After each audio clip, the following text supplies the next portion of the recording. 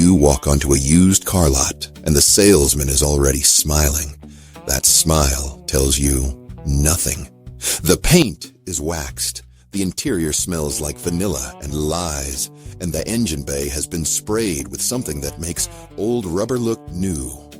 Everyone tells you to check the mileage. Look at the Carfax, start the engine, and listen for knocks. But the old mechanic, the one who learned this trade when engines were cast iron and mistakes cost real money, he walks past all of that. He stops at something you wouldn't even notice. Something that, in 60 seconds, tells him whether the car is worth his time or whether the owner is a professional at hiding what's broken. You have been taught to look at the wrong parts. The dealer wants you looking at those parts. The dashboard, the stereo, the leather seats. These are distractions. The real story of a used car is written in places nobody cleans.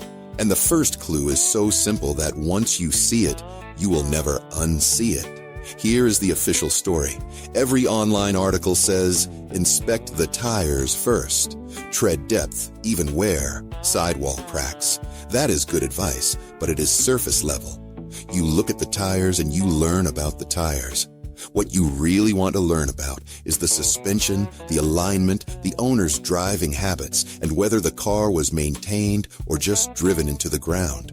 The tire tells you some of that. But the old mechanic does not look at the tire first. He looks at the wheel itself, specifically the inside of the rim. If there is a smear of heavy grease on the inner rim, that means the wheel was recently balanced. Why was it balanced? Because the owner noticed a vibration. Why was there a vibration? Because the suspension has play, or the tire is worn unevenly, or a wheel weight fell off, and they never fixed the root cause. One smear of fresh grease on the rim opens a door. You are now asking different questions, but that is just the first crack.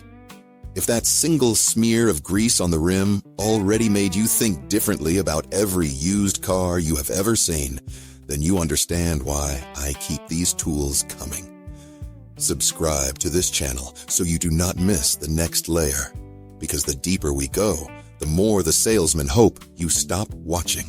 And right now, tell me in the comments, what is the first place you are going to check on your next used car after hearing this? I want to see if your instincts are already shifting. Now walk with me to the driver's door. Do not open it yet. Stand at the front corner of the car and look at the gap between the front fender and the driver's door. Look at it from eye level. Is it straight? Is the gap uniform top to bottom? Or does it taper, getting tighter at the top and wider at the bottom? That millimeter of difference changes everything. A door that sags tells you the hinges are worn. Worn hinges mean the door has been opened and closed tens of thousands of times more than the odometer suggests. In a car with 100,000 miles, the hinges should still be tight. If the door sags, you are looking at either a high-mileage car with a rolled-back odometer or a car that was used for rideshare or delivery, where doors cycle constantly. The body panels are the car's diary. You just need to learn to read them. Now touch the top edge of the door frame where the weather stripping meets the painted metal. Run your finger along it. If it feels rough, like sandpaper, that is overspray. Somebody painted that door. Not the whole car, just that door. Why? Because it was damaged. You are now looking at a repaired vehicle that may or may not have been reported. You are not looking at the Carfax column where it says clean title. You are looking at reality. Here is the part you are not supposed to know. The old mechanic calls this the eye test, and it takes exactly 60 seconds. You walk around the car in a complete circle, staying 4 feet away from the body, and you look at the reflections, not at the paint color, at the light bending across the panels. If the light warps differently from one panel to the next, that panel has been replaced or repainted.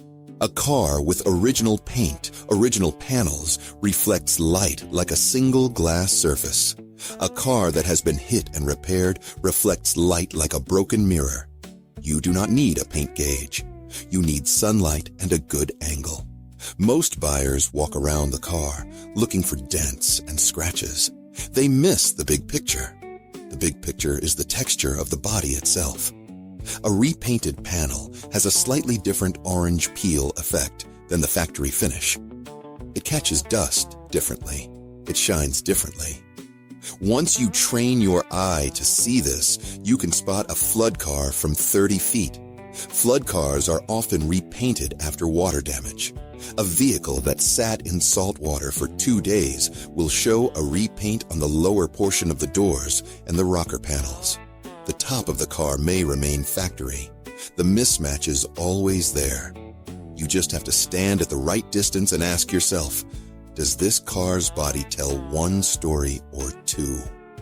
Now the sensory clues start to add up. Open the hood. Do not look at the engine. Look at the underside of the hood. If it is clean and uniform, it was wiped down recently. That is normal. But if you see streaks of water or a white haze on the aluminum surfaces, that is corrosion from moisture that sat for a long time. A car left outside on wet grass for months will develop that haze. A car driven daily in the rain will not. It gets hot enough to dry out the engine bay. That white haze is the mark of a stationary car, a car that was parked and forgotten. Is the question. While the hood is open, smell the coolant. If it smells sweet and sharp, it is new. That means the system was flushed recently. But if the coolant smells oily, or if there is a faint burnt sugar smell, you have a head gasket problem that the seller is trying to mask. New coolant can hide a bad gasket for the test drive. But the smell is in the plastic of the reservoir. The old mechanic wipes his finger inside the coolant tank and tastes it. Do not do that, but you can smell it. Your nose knows more than you give it credit for. Now look at the oil cap. Remove it. Look at the underside. If you see a milky, tan, mayonnaise-like substance, that is water in the oil. Head gasket. Walk away. If you see black, crusty deposits, the oil was changed rarely or the engine runs hot. That car has sludge buildup that will eventually clog an oil passage. Not an immediate problem, but a future one. The seller will tell you it just needs an oil change. That is like saying a patient with a fever just needs a sip of water. The sludge is already baked in. You are not paying for a car. You are paying for a future engine rebuild. That last line, you are paying for a future engine rebuild. That is the kind of truth the salesman hopes you never face. If you want to keep uncovering these hidden warnings before they cost you real money, subscribe to the channel and drop a comment below. How many of you have ever smelled coolant or checked the oil cap on a used car before? Be honest, I want to know if you are already ahead of the game. But here is where the contradictions start to escalate. Everyone says to check the transmission fluid. Red and clear is good. Brown and burnt is bad. That is true, but the transmission fluid test only tells you about the transmission. It does not tell you about the transmission cooler lines, the radiator, or whether the fluid was changed at the right intervals. The old mechanic checks the radiator cap, not the fluid level. The cap itself. If the radiator cap is loose, if the spring feels weak, if the seal is cracked, the system has been venting pressure for months. That venting lets coolant boil at a lower temperature. The engine has been overheating, just a little, every single time it ran. That causes warped cylinder heads, blown gaskets, and cracked blocks. A 75-cent radiator cap caused a $2,000 problem, and the seller does not want you to know that. Now check the transmission dipstick, but do not check the fluid color. Check the smell first.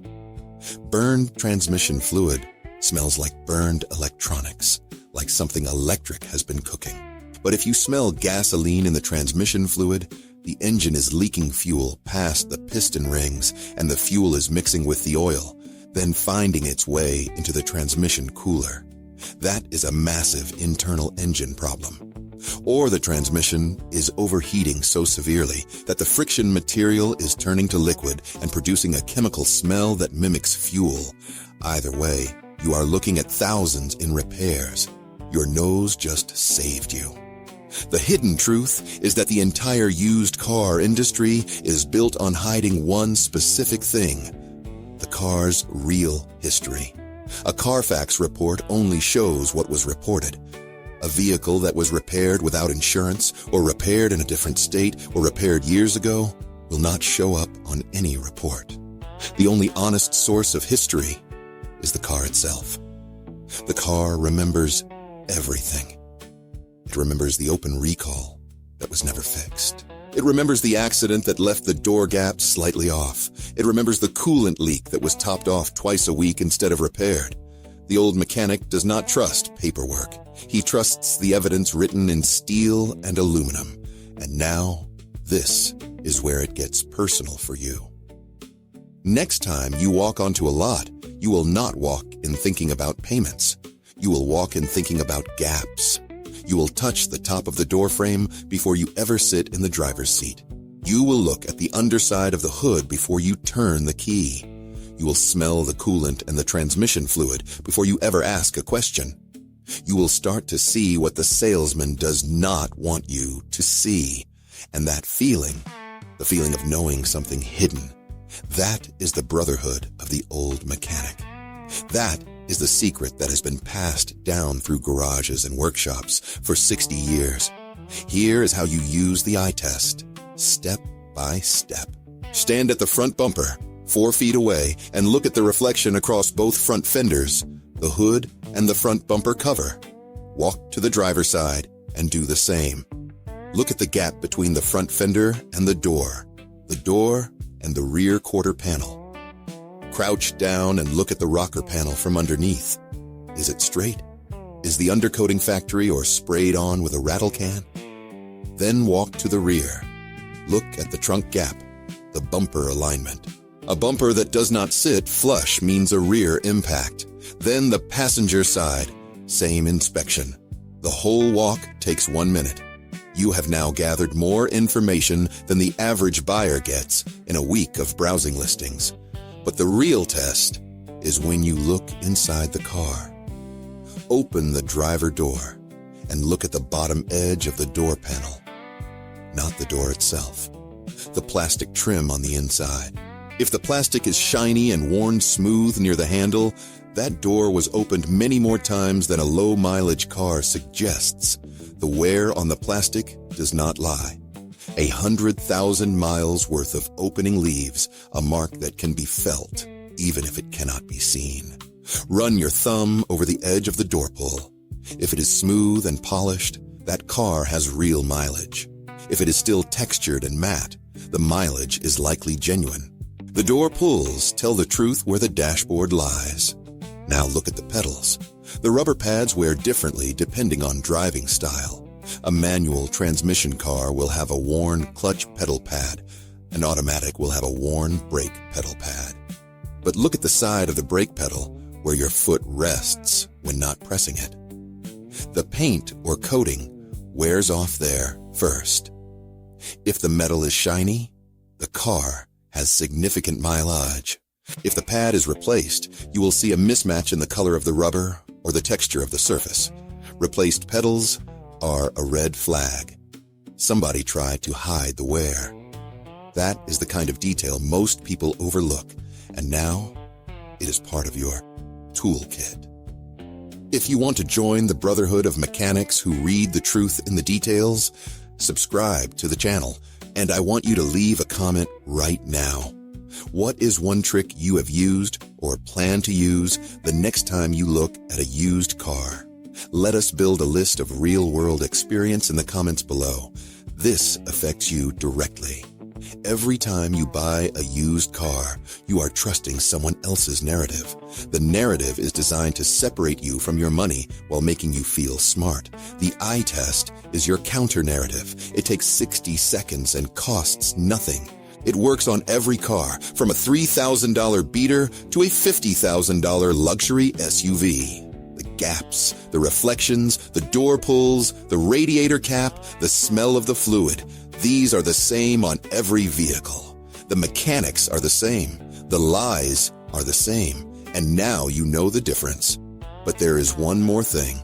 The old mechanic does not stop at the eye test. After you buy the car, there is a second test that most people skip. That test determines whether the car will last 5,000 miles or 50,000 miles before the next major repair. And it is not what you think. The oil change interval is not the answer.